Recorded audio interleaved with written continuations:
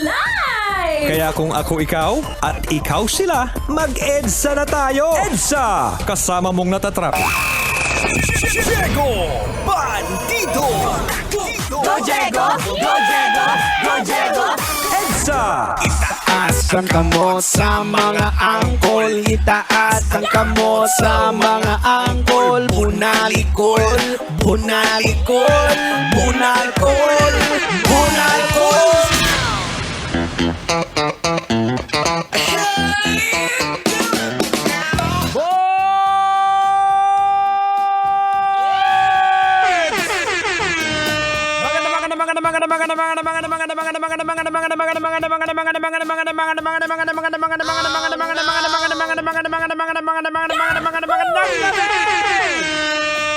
Metro Mega Manila, Philippine Standard Time. It is now 30 minutes makalipas sa oras ng alas 7 ng gabi.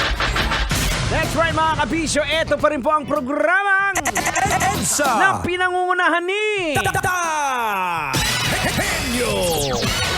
Hindi na tender pero juicy pa rin kag nagarago mo.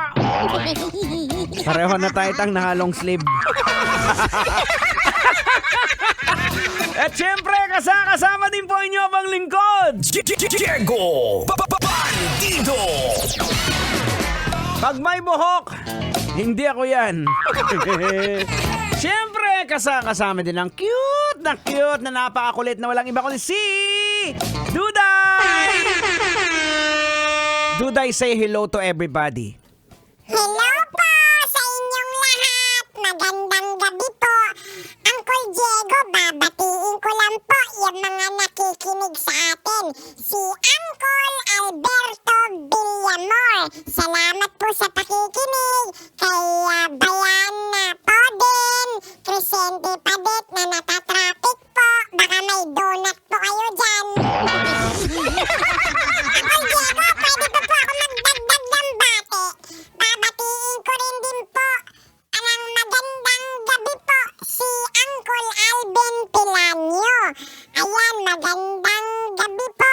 Kasama sina John Paul Labor, Ian Pilano, kay Adan Nakor at mga grab drivers po na nakikinig po na natatraffic po.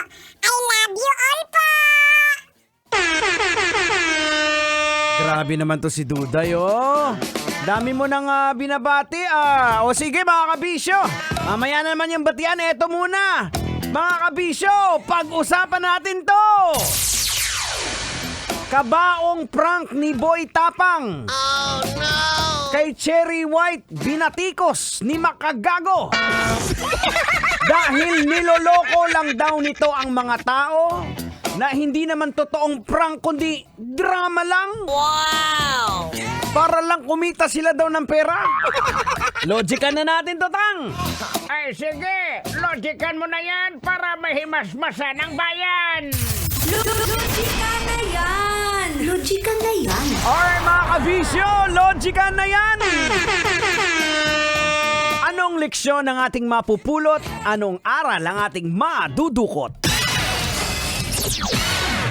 Well, sa totoo lang mga kabisyo, for me lang ha, itong mga influencer na mga yan, wala na po silang kredibilidad para sa akin, and that's my opinion. Oh no! Diba? Kasi dahil wala silang nagagawang content minsan, ang ginagawa na lang nila, sila na lang yung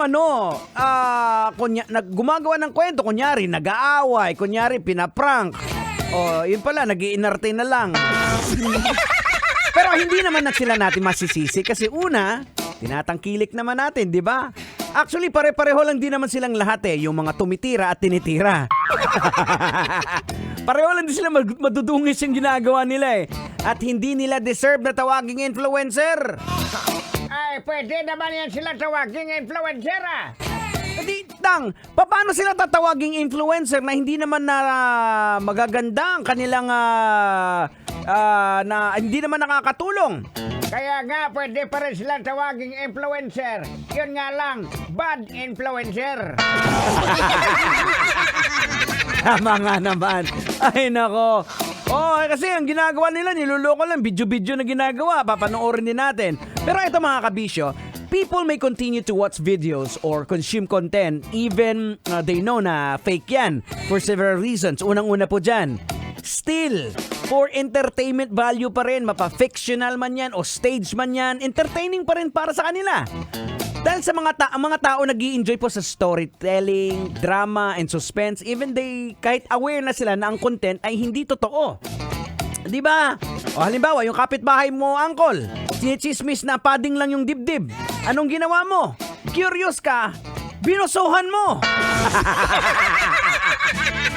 Pambihira naman. Ginawa mo kasi curious ka. Ay nako, nagkasala ka pa tuloy. 35 minutes makalipas sa oras na alas 7 ng gabi. Kayo pa rin po yung nakikinig dito sa programang EDSA! Sasakyan sikat, basta't Love Radio, ang radyo mo.